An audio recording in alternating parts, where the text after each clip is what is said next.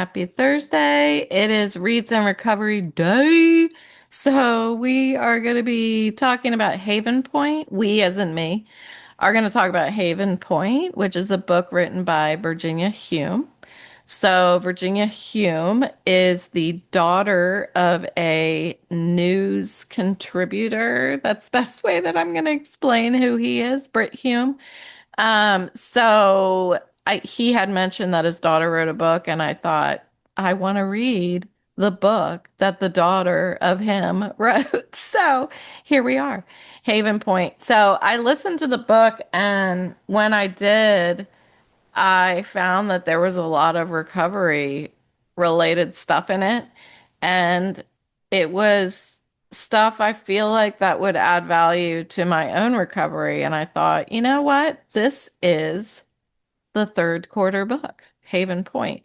Um, so for those of you who are kind of new to the podcast and the Recovery Daily community, I choose a recovery related book every quarter, and then I just spend an episode talking about the book and try not to give any spoilers away, but also just because it's fun to talk about books. And which is weird. I never thought I would say that. But I like to reflect on the book and talk about maybe what I learned from it. And hopefully it lends itself to other people reading Miss Hume's book and getting some valuable stuff for their own recovery. So, the book, Haven Point. So, the novel talks about it's a multi-generational like family growth and love kind of book. So, it follows a grandmother and her daughter and her daughter. So a grandmother, a mother, and a granddaughter across several decades. And then when the mother dies, um, the granddaughter returns to scatter the ashes with the grandmother.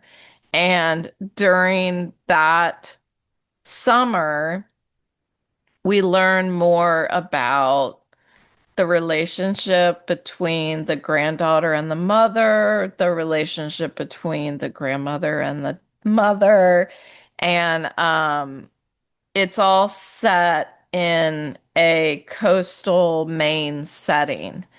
Um, it's interesting, like throughout the book, my connection to each character kind of changed. Because in the beginning, I feel like the mother came across to me like so I'm trying not to give away spoilers, but the mother came across to me as an unlikable character. And then as the granddaughter had more information from the grandmother, that interpretation, those revelations that she experienced changed how I viewed her and also how I viewed the granddaughter and the grandmother. So I thought the pacing of the book went really well. It's not one of those books that I usually listen to that's full of like action, you know. It's a it this sounds negative, but it's like a slow paced book, if that makes sense. Like you're just sitting with the characters and getting to know them. I recently listened to Lonesome Dove, and it reminds me of that kind of slow paced, like, let's get to know the characters. There's not like, and then she was murdered or anything like that, which is what I usually go for. So, there's a tragic family event that happens, of course, And so we learn about how the mother, the one who first came across as an unlikable character for me, how she manages her grief and her anger. And that's where alcoholism comes into play in her life. So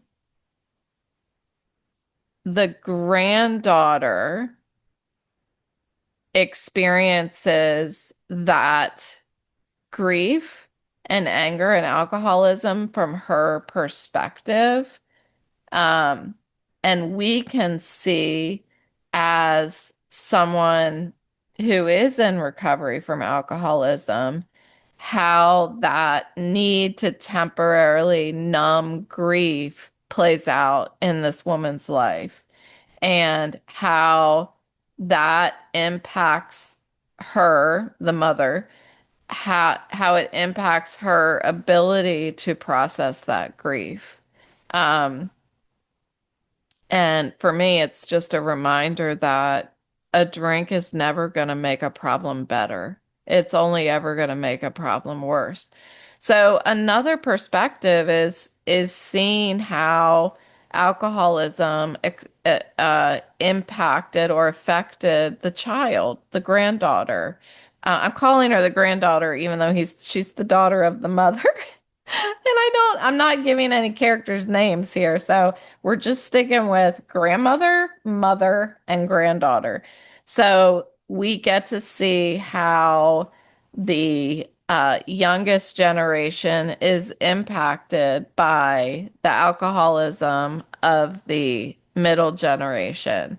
So the daughter, the youngest generation, although she loves her mother, she's living with this instability and secrecy.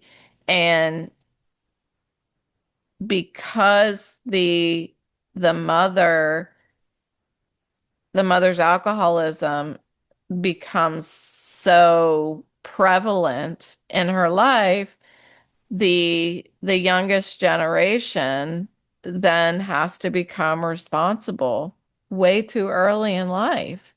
And that I think can cause resentments. You know, that's something that I experienced with my daughter, that she articulated that she felt like a mother, that she had to take care of me. So the daughter of an alcoholic has to sort through both the love and the damage that was caused. We have to remember that addiction affects the whole family, and we can understand someone's illness, but still remaining honest about our own feelings, like, and how that alcoholic's behavior affected us. So while the grandmother is also holding secrets, um, her silence